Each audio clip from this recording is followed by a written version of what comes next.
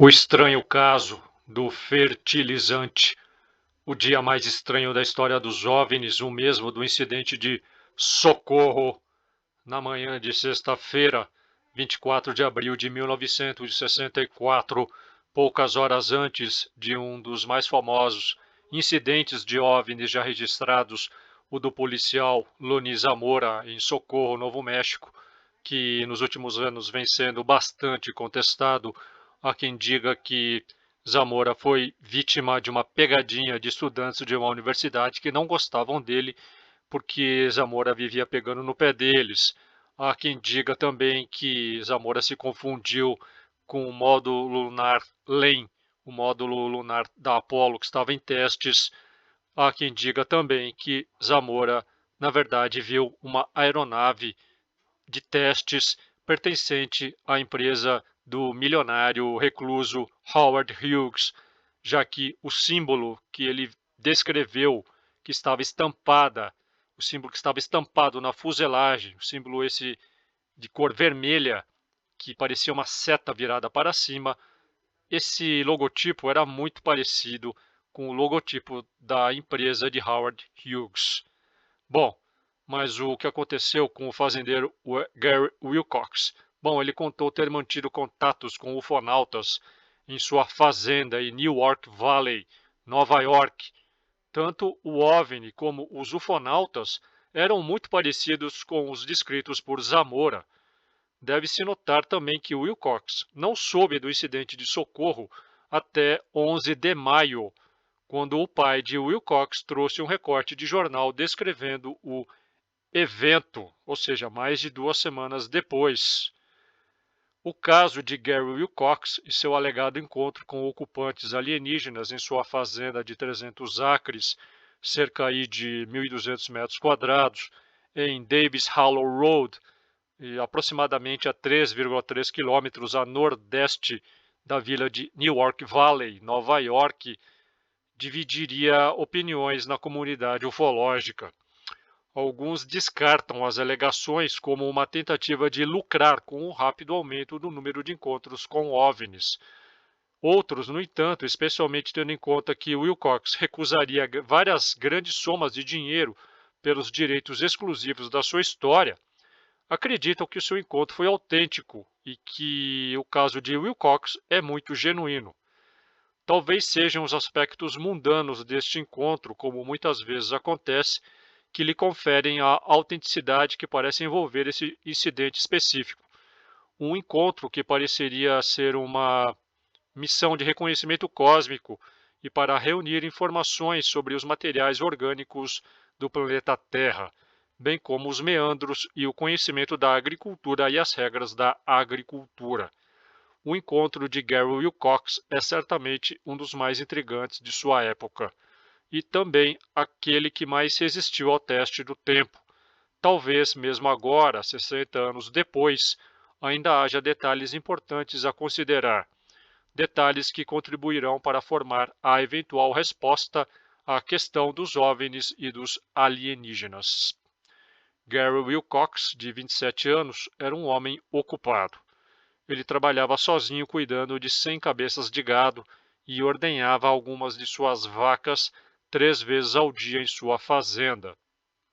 Naquela manhã de sexta-feira, 24 de abril de 1964, depois de fazer suas tarefas matinais, pouco depois das 10 horas, ele conduzia um dos seus tratores, espalhando estrume num campo que conteria culturas, muitas das quais logo fariam parte de suas tarefas de aração na primavera. Quando ele se aproximou de um campo mais baixo acima de sua casa e celeiro, ele viu um flash de luz brilhante na colina. O piscar era intermitente, como um espelho refletindo a luz do sol. Embora houvesse uma velha geladeira abandonada perto da luz piscante, Gary percebeu que a luz não vinha daquele objeto e decidiu averiguar.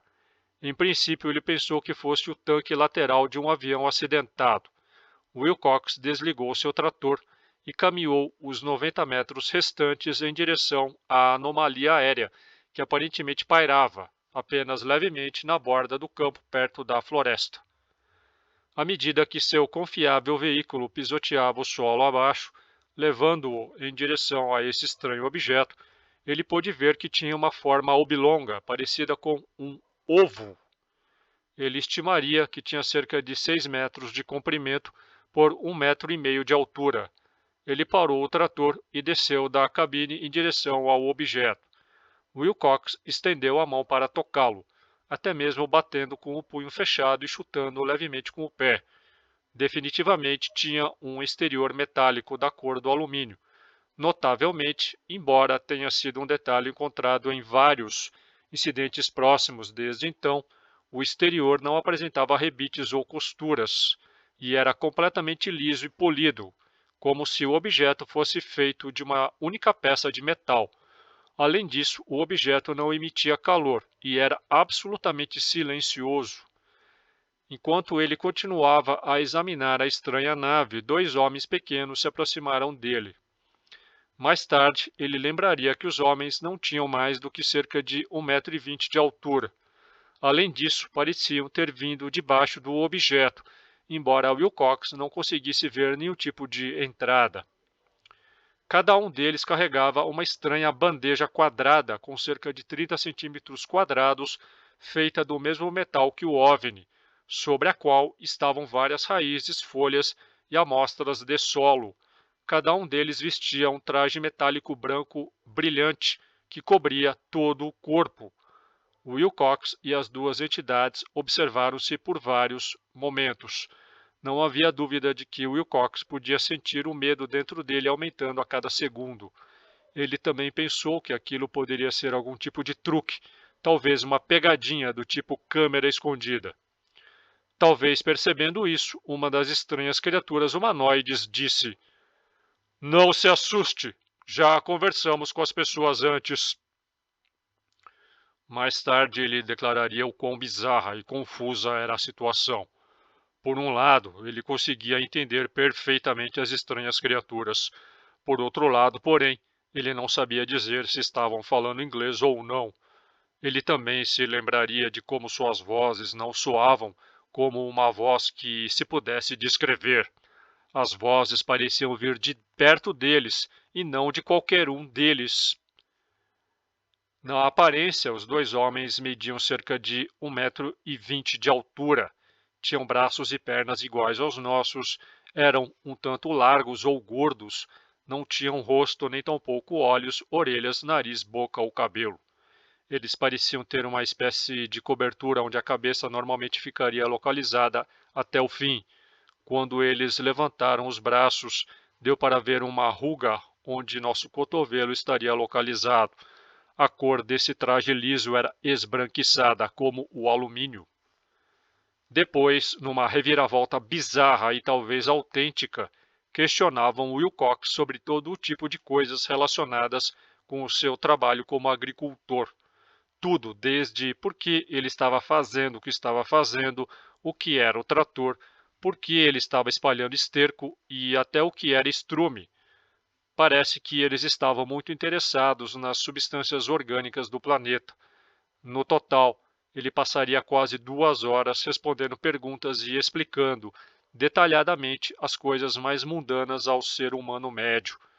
Eles tinham estranhamente um grande interesse em fertilizantes e fizeram inúmeras perguntas sobre o assunto, bem como sobre as práticas agrícolas em geral. Um dos detalhes que deixaria muitos em dúvida sobre sua história era a afirmação de que essas entidades vieram de nosso vizinho cósmico vermelho, Marte.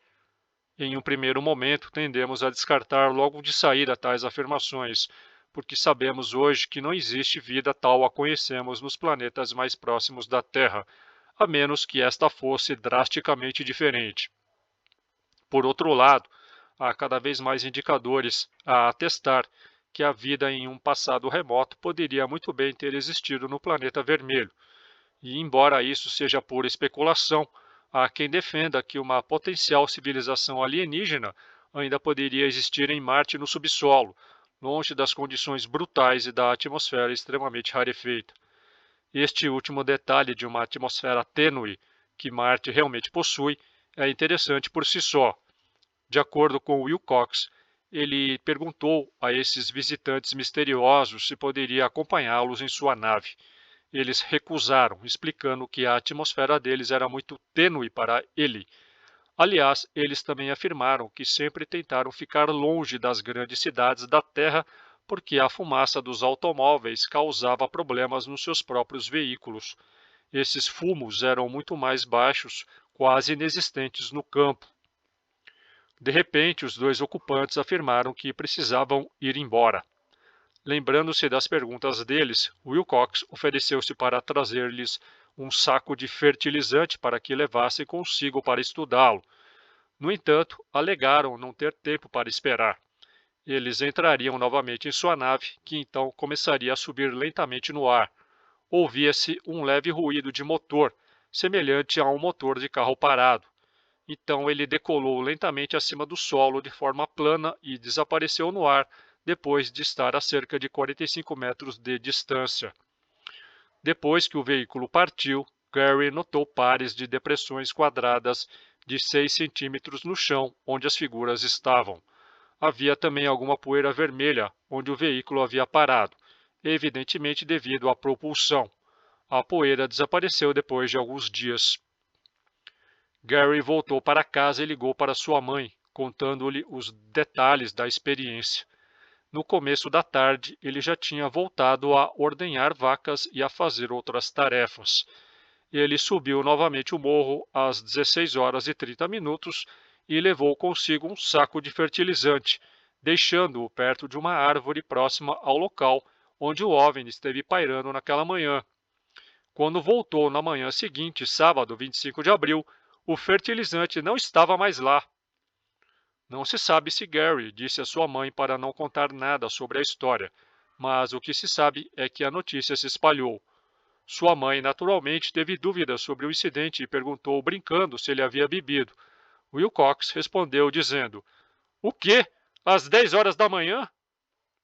O caso foi investigado pelo departamento do xerife do condado de Tioga. O oficial George Williams realizou uma investigação em 29 de abril e 1º de maio. Funcionários do Centro de Orientação Espacial em Owego fizeram uma visita à fazenda. De acordo com o relatório de Walter Webb, o FBI ou algum tipo de agente federal visitou o gabinete do xerife e, segundo Wilcox, apontou alguns itens da história que não deveriam ser divulgados, pois esses itens poderiam alarmar o público.